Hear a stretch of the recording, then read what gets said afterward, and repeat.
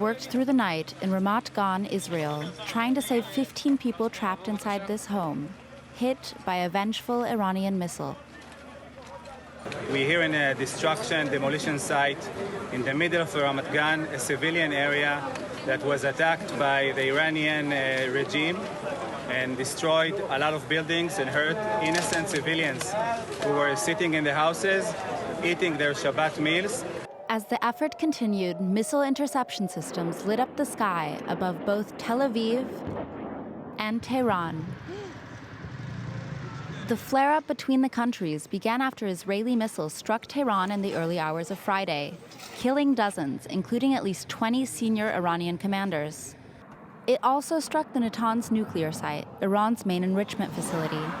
Iran's supreme leader says that Israel has initiated a war.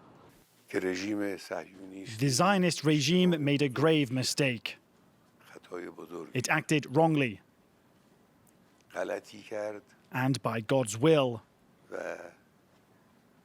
the consequences will bring it to ruin.